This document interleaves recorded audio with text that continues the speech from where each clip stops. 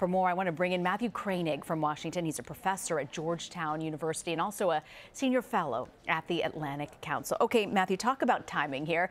How does this meeting with China impact Kim Jong Un's positioning with talks with Trump? This meeting is directly related to the timing of the upcoming talks. China is really North Korea's only friend in the world. North Korea has wanted to have even closer relations with China, but China has been keeping its distance due to these nuclear and missile tests. But China was afraid that it was getting cut out of these talks. So I think China used this as an opportunity to re-engage North Korea, make itself relevant again, and Kim Jong Un jumped at the opportunity. Why do you think that Xi chose to sit down with Kim Jong Un now?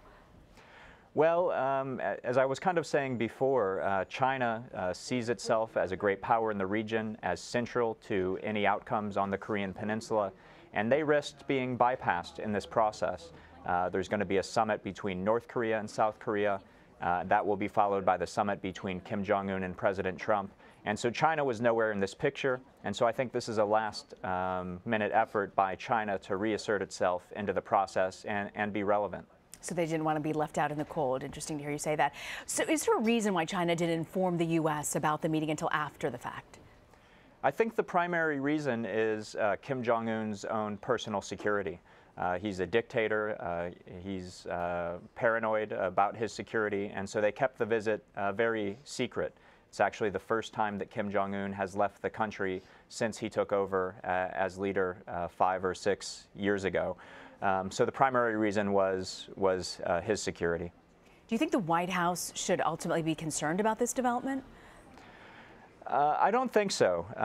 I think the administration is right to take some credit for getting to this point. The entire point of the maximum pressure campaign over the past year was to force North Korea to the table. And so it seems that we've achieved that. And I think we knew all along that China is going to have a role to play in this, so the fact that they're inserting themselves into the process is somewhat to be expected. So you've got potentially John Bolton coming in as National Security Advisor, someone who's been skeptical of North Korea's sincerity in this entire process. How do you think his presence might influence the upcoming talks? Well, as you're right, Bolton has been skeptical of diplomacy with Iran and with North Korea. He's talked about military options for both countries. He hasn't taken the job yet, so it's hard to know exactly what his role will be. But I think one effect could be that it really concentrates Kim Jong Un's mind. President Trump has said that if diplomacy fails, something like "you know what will come next" seemed to be a thinly veiled military threat. And so I think Kim Jong Un will have to worry about the downsides of a failed summit meeting. If we don't get some kind of deal that satisfies the United States, Kim Jong Un might have to worry that military strikes may be coming next. I don't think that's likely, but I think that's something that Kim Jong Un might fear. You know, we know the White House wants North Korea to denuclearize. The regime kind of views this as a two-way street. What concessions do you think they might seek from the U.S. as part of a promise to denuclearize? Well, the North Koreans have been fairly clear over we've been at these negotiations for a couple of decades now, so they've been fairly clear over the years what they want. They want a peace treaty to end the Korean War.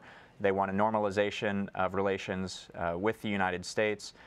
They want the lifting of economic pressure. But there's something of a chicken and egg problem, because a mistake the United States has made in the past is lifting the pressure against North Korea too early.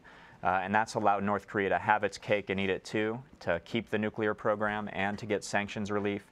So I think the Trump administration is committed to keeping the economic pressure on until North Korea denuclearizes.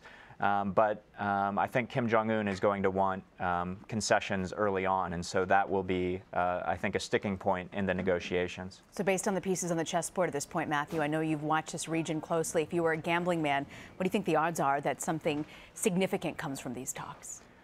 I think there's better hope now than there has been in some years.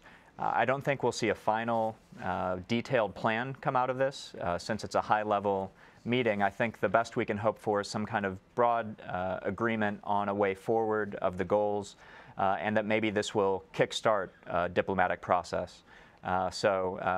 Chances are still low, but better chance now than any time in recent years. Matthew Kroenig, thank you for your time, Matthew. Thank you.